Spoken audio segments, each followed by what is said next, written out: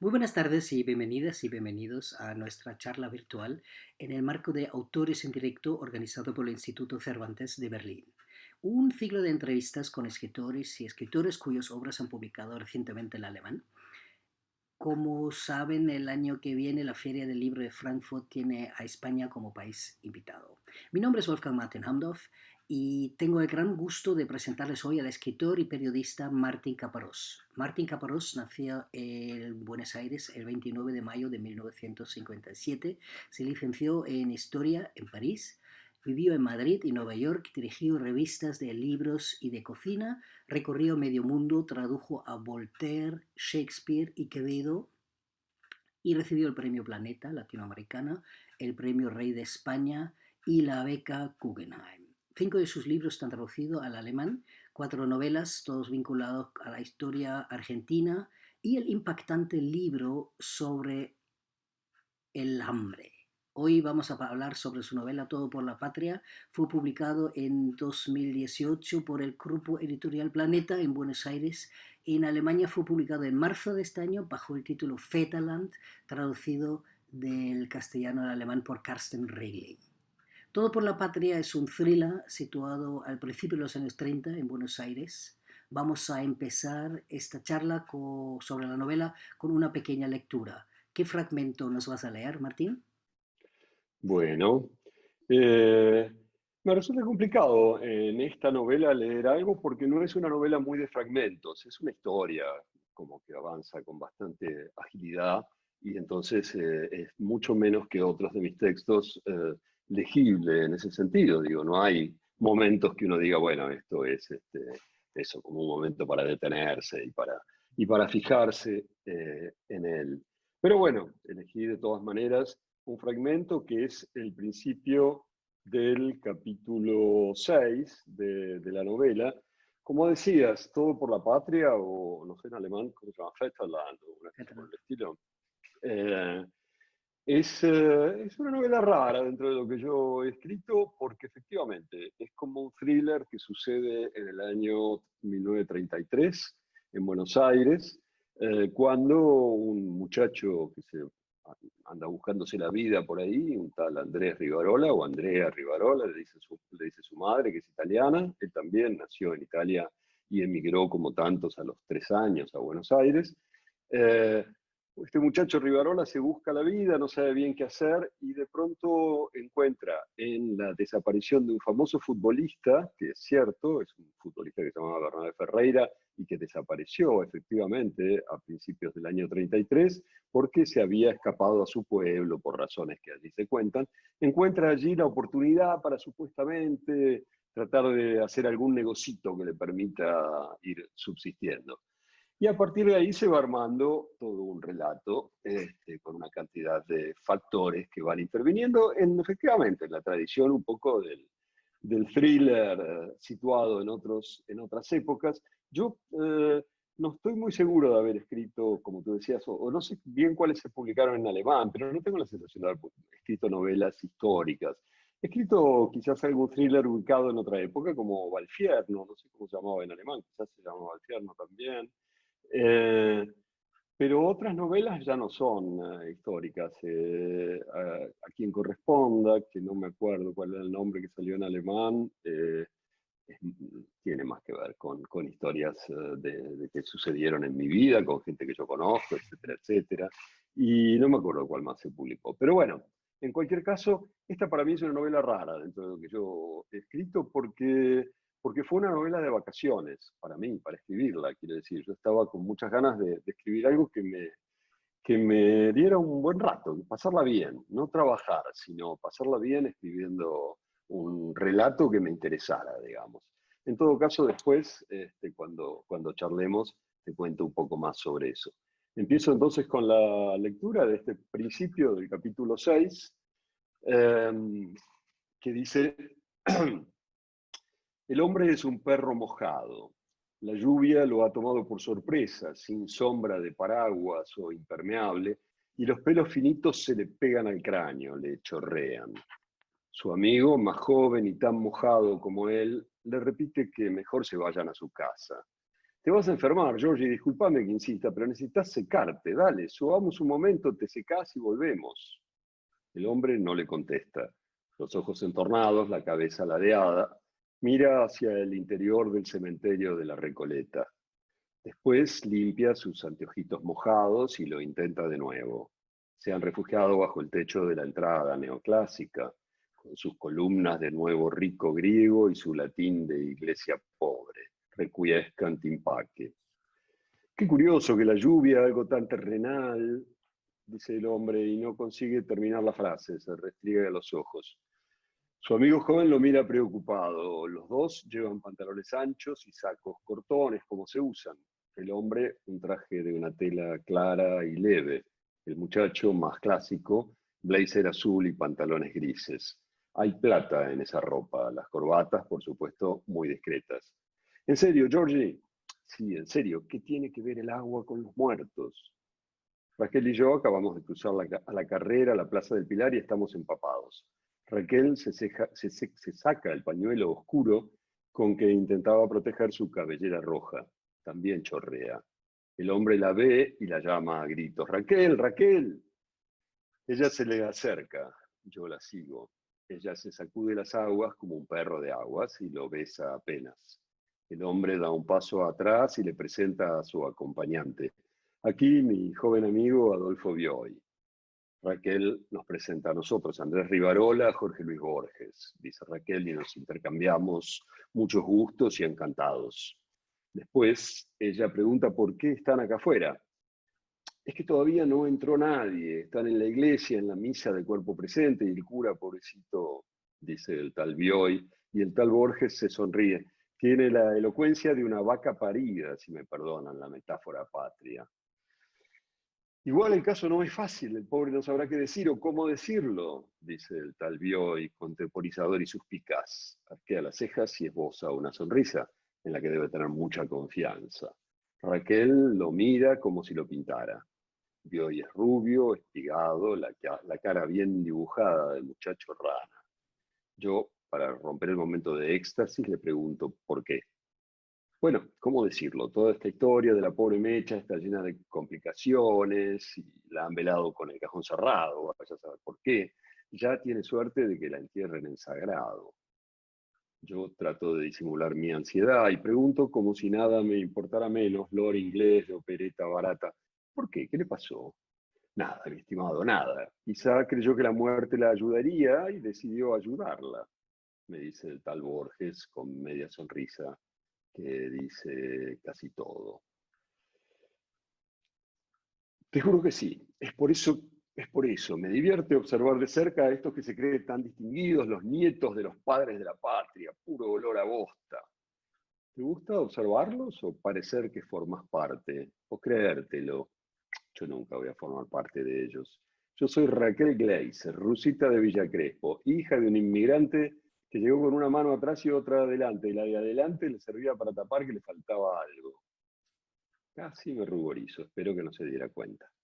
Caminamos entre tumbas grandiosas, rimbombantes, hacia el mausoleo, se llaman mausoleos, de la familia Gándara, la esposa muerta de Olavieta, y comunista para colmo, dice ella. ¿Qué? Nada, el inmigrante, comunista. Las tumbas son el resumen del país de aluvión. Hay cúpulas de mosaico bizantino sobre columnas de románico occitano, una cabeza de elefante babilonio coronando un arco morisco, que da refugio a una Madonna con niño de mármol italiano, un obelisco egipcio montado sobre capitel corintio, muchos bustos ceñudos esperando el juicio de la historia y todo estampado con nombres de manual, todos mezclados, los buenos y los malos, federales y unitarios, liberales y conservadores, civiles y militares, como para demostrar que no hay dos países, sino uno solo verdadero, el de ellos, ese donde ellos mueren y han vivido. Esto sigue. Hay un entierro en la Recoleta, el entierro de esta chica que murió de una manera un poco confusa, y aparecen unas hordas patrióticas que quizás para los alemanes tengan ciertas, en fin, ciertas remembranzas. Ya. Ese es el momento en que Rivarola, el protagonista de mi novela, conoce a estos dos, a este muchacho de 30 y tantos años, casi 40, que no tiene mucho prestigio en ese momento y que está tratando de levantarse o ligarse a esta chica judía, sobrina de su editor, el editor Manuel Gleiser, que publicó algunas de las los primeros libros de este muchacho, Jorge Luis Borges, libros de los que después él renegaría. De hecho, poco después Rivarola le pregunta a Raquel quién es este hombre, y ella se lo explica, no me acuerdo, aquí lo pone, dice, ¿quién es? Sí, le dice, le pregunto quién es el pelmazo ese que no nos quiso decir lo que tenía ganas de decirnos, y Raquel me contesta que Borges, Jorge Luis Borges. Sí, ya sé, ya me dijiste el nombre cuando lo presentaste. ¿Y qué más? Nada, un escritor que conocí en casa de Victoria y que se cree tan especial cuando no es más que un poetastro relamido. Pero te mira con una ansia, puede ser, pero no es nada personal, a todas las mira así. Y por lo que sé, lo único que hace es mirarlas, con esa cara de mulato que tiene, esos labios de negro. Pero bueno, eso no importa, claro, el problema es lo que escribe, pretencioso, rebuscado. Ese es el problema de todos estos, lo que escriben. Bueno, y así, Borges aparece bastante después en la novela porque anda tratando de levantarse a Raquel, a la protagonista, y Rivarola, cuyo único mérito es que escribe tangos, quiere escribir tangos, quiere ser un escritor de tangos, porque en realidad un poco la novela es un pretexto para ponernos en esa época en que el tango estaba vivo, en que el tango era la forma de expresión que cualquier muchacho un poco rebelde podía encontrar, para decir lo que pensaba, lo que sentía. Entonces Rivarola quiere escribir tangos, y en algún momento por despecho, por rencor a Borges que le quiere sacar a la chica que a él le gusta, le escribe un tanguito. Yo pensaba canturrear un trocito, es medio complicado, porque no tenemos la orquesta acá, no veo que esté la orquesta aquí atrás, y aunque estuviera. Pero bueno, dice más o menos, pobre muchachito rico, pobre pibe cajetilla, que quisiste ser un guapo y no te daba el valor. Qué susto andar por la vida tan lejos de las polleras, de tu mamá o tu niñera tan cerca de tu pavor. Y lo peor que se te nota, y los taitas se aprovechan y te gozan o te echan de los puestos del varón. Así que te inventaste que sos poeta y los mirás con esa cara berreta del que se cree que sabe y es puro paro. Gil, te crees un gran señor y sos un Gil. Gil, te crees un trovador y sos un Gil. Gil, que no dieras por poder trenzarte en una esquina rea con un guapo y dejarle la facha como un trapo hasta que el ñato te pida perdón. Chan, chan. Ahí estamos. Muchísimas Es gracias. más largo, pero bueno, todo se puede. Qué bien, qué bien. Es que esta época de los años 30, que aquí en Europa Mm, lo hemos vivido como el comienzo del fascismo, con todas sus consecuencias, la guerra y todo esto. ujú. ¿Qué época fue para Argentina y para Buenos Aires los años 30? Ah, Respecto a mira, la política, pero también a la cultura, ¿no? Mencionaste el tango, sí. pero también... Sí, sí. Sí, no, fue una época, yo creo que particularmente interesante porque fue el principio del fin del sueño argentino. Los argentinos vivimos en la ilusión de un pasado glorioso que nunca existió realmente, así como con me hace acordar de esta famosa frase, ¿cómo se llama? Ay, acabo de olvidarme. Este presidente francés de los primeros años del siglo que decía frases extraordinarias. Bueno, que dijo que Buenos Aires era la capital de un imperio que nunca había existido. Y nosotros vivimos pensando en esa idea imperial totalmente falsa, y siempre pensando que la Argentina fue grande hasta los años 70, 80 y después se arruinó. Lo curioso es que en los años 30 ya aparecía mucho esta idea de ya lo mejor ya pasó. Ahora empezamos la decadencia. Y esto tiene que ver, por un lado, con la crisis del 29-30, ¿no? Que tuvo consecuencias sociales y económicas muy fuertes en la Argentina. Hubo una cantidad de desocupación y de problemas sociales y demás. Y entonces empezaba todo este desencanto, digamos, de la Argentinidad. Entre los años 1880 y 1920 fue la gran llegada masiva de inmigrantes, gente que pensaba que allí iba a vivir mucho mejor que en sus lugares de origen. Inmigrantes que venían sobre todo de Italia, España, pero también Francia, Alemania, Rusia, Turquía, Medio Oriente, etcétera, etcétera, ¿no? Después de Estados Unidos fue el lugar que más inmigrantes atrajo durante todo ese periodo, millones. Entonces venían con todo el impulso y con toda la esperanza y en cambio a partir de fines de los 20 ese impulso empezó a perderse. Entonces una época muy como de amargura, lo que queda fuerte como producción cultural de esa época son básicamente los textos de Roberto Abd, que es muy duro, digamos, a veces son pinturas de la vida de los pobres o medio pobres o buscavidas de esa época en términos muy duros, y justamente estos tangos que pintan la pobreza, la caída, la miseria, la búsqueda, la dificultad para encontrar un lugar, ¿no?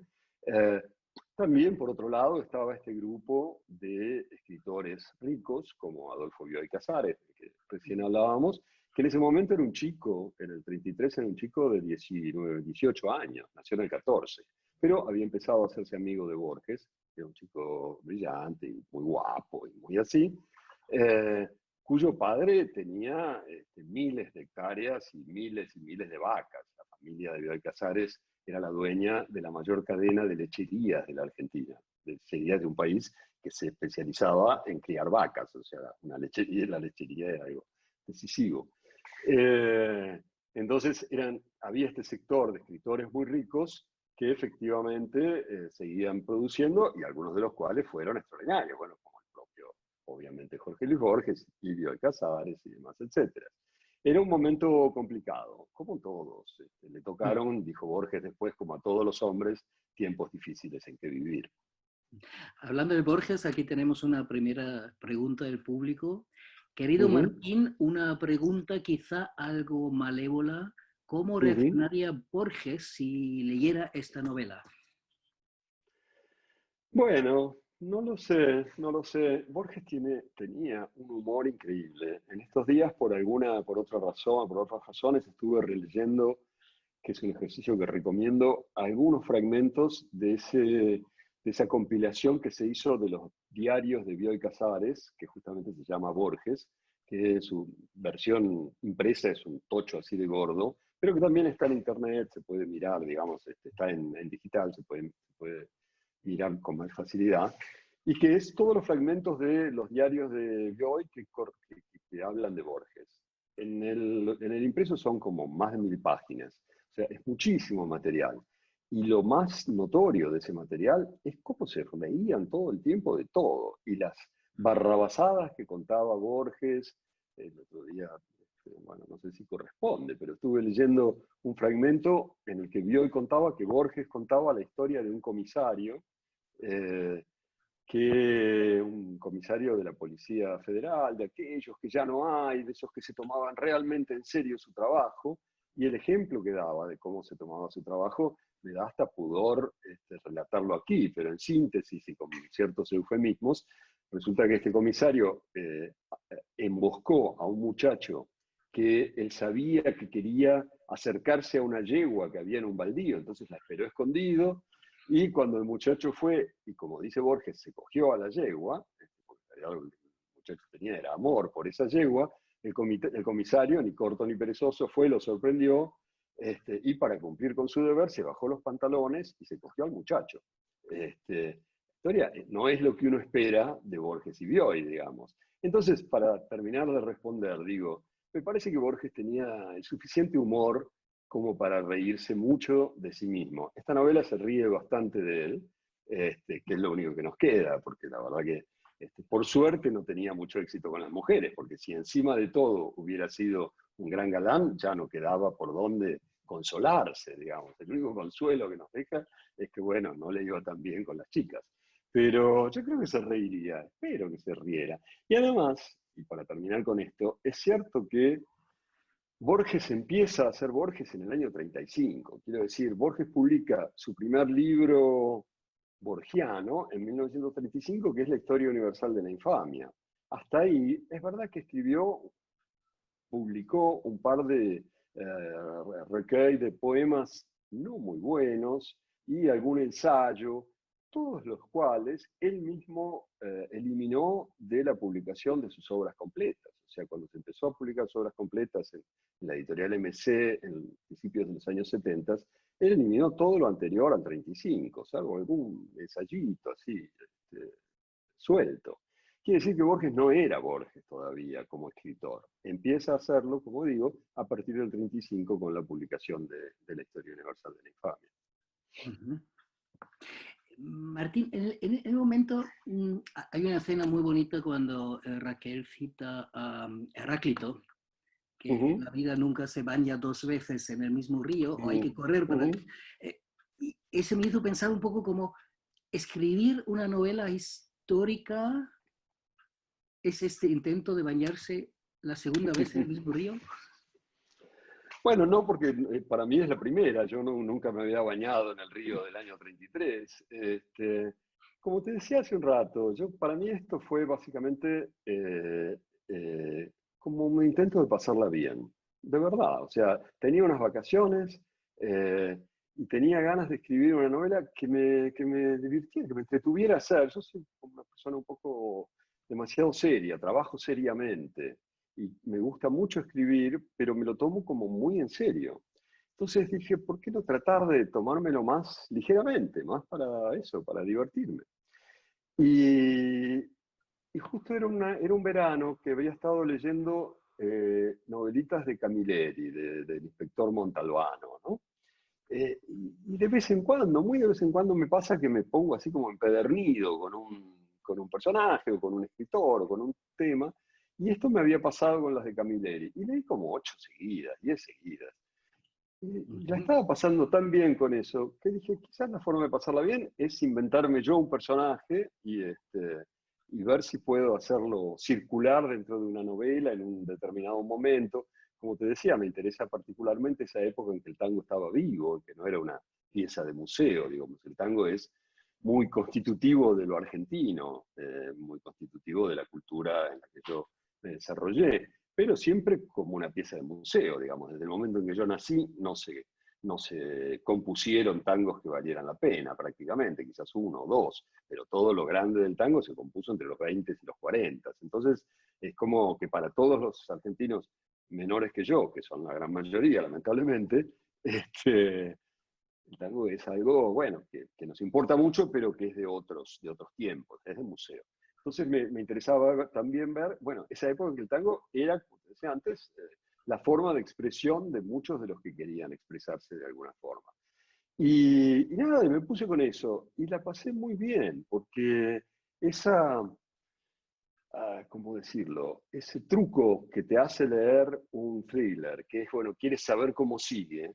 A mí me pasaba lo mismo escribiéndolo, también quería saber cómo seguía, lo tenía que escribir para ver cómo seguía. Mm. Y te cuento que fue tanto así que ahora, hace 2 meses, sí, un poco más de 2 meses, yo estaba en la Argentina, llegué a España, donde paso como la mitad del tiempo, el 15 de marzo, y bueno, era evidente que iba a tener que estar encerrado mucho tiempo, porque llegué justo en el momento en que la cuarentena empezaba.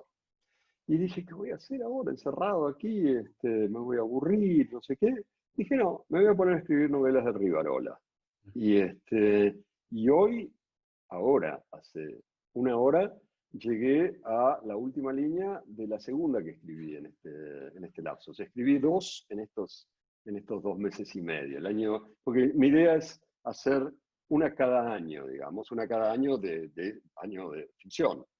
Entonces, ya escribí la del 34 y hoy estoy terminando la del año 1935. Y me la paso bomba, quiero decir, me estoy divirtiendo muchísimo con eso. Entonces, bueno, eso. Perfecto, ese sí, ya dentro de nada podemos esperar más novelas de Rivarola. Hay dos que están ahí, sí, sí, sí. Mira, la del 34, porque siempre trato de meter algunas cosas del mundo real, del momento, ¿no? Entonces, en la del 34 aparece mucho la visita de Federico García Lorca, que estuvo allí en ese momento. Federico García Lorca fue a fines del 33 a la Argentina y se pensaba quedar un par de meses, iban a estrenar allí Bodas de Sangre y demás, y pensaba quedarse eso, un mes o dos. Pero lo trataron tan bien que se quedó como 6 meses. Nunca en su vida se había sentido tan famoso y tan celebrado y tan aplaudido, entonces decidió quedarse. Y estuvo como 6 meses allí, en un hotel. Bueno, y la novela de Rivarola, la segunda, la del 34, incluye a García Lorca y ciertos amores que tiene el personaje de García Lorca con, incluso eventualmente con Rivarola. Bueno, no voy a decir más. Y, y la del 35 tiene que ver con la muerte de Gardel. Carlos Gardel, el gran ícono del tango argentino, murió en junio, el 24 de junio del 35. Entonces Rivarola, que ya es periodista a esta altura, ya encontró una ocupación en la vida y es periodista en un diario importante de esa época que se llamaba Crítica, donde, por cierto, también trabajaba Borges. Eh, Rivarola interactúa, digamos, tiene algunas cuestiones relativas a la muerte de Gardel, suicidios, bla, bla, bla. Bueno, en fin, no importa. Pero eso, estoy muy entretenido con esto. Perfecto. Hay una última pregunta aquí del público. Volvemos al tema de Uh Borges. La pregunta es, Martín, ¿qué has aprendido de Borges? -huh. Mira, debería haber aprendido a no escribir, pero soy un poco, soy como un poco necio, entonces no terminé de aprenderlo. Eh, no, yo creo que eso parece un chiste, pero no lo es, porque es cierto que yo escribí el libro que más me importa haber escrito, que es una novela como de 1000 páginas, que se llama La Historia.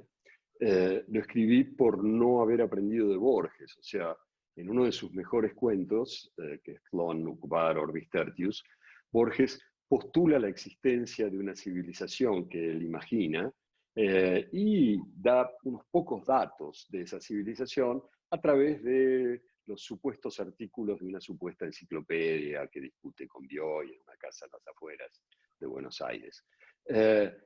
Toda su astucia es la histeria con la que lo hace, o sea, te muestra algo para quitártelo, digamos, ¿no? Yo recuerdo que una vez hace muchos años me invitaron a una mesa redonda en la Feria del Libro de Buenos Aires y me mandaron el título de la feria, de la mesa, era ¿cuál es el libro que usted habría querido leer? Y yo dije, qué raro, porque en general te preguntan cuál es el libro que usted habría querido escribir. Esa es la pregunta habitual, normal, qué sé yo. Pero el libro que yo habría querido leer, si yo quiero leer un libro, lo leo, y si no, ¿qué problema hay, no? Hasta que me di cuenta que el libro que yo habría querido leer era ese libro, todo ese relato sobre esa civilización que Borges ofrece en Clon Ukbar, pero que no escribe. Entonces yo no lo pude leer porque él no lo había escrito, digamos, porque la histeria de ese mecanismo hizo que yo me quedara con las ganas de leer ese libro, que no existía. Y yo como un tonto fui y lo escribí, digamos, escribí un libro de 1000 páginas sobre una civilización que inventé, con todos los detalles, con una laboriosidad patética, eh, con lo cual, por eso yo decía, bueno, tendría que haber aprendido de Borges a no escribir. Pero en realidad lo que sin duda aprendí es a tratar de quebrar los géneros. Me parece que lo más interesante que hizo Borges fue romper con ciertas diferencias o distinciones genéricas que estaban muy instaladas. Y básicamente sus mejores cuentos son ensayos bajo forma de cuentos o cuentos bajo forma de ensayos o mezclas varias de todas estas categorías posibles. Eso es lo que yo creo que más aprendí y más he tratado de poner en juego en mis trabajos. Pues muchísimas gracias, Martín. Muchísimas gracias por tu presencia aquí, estar con nosotros.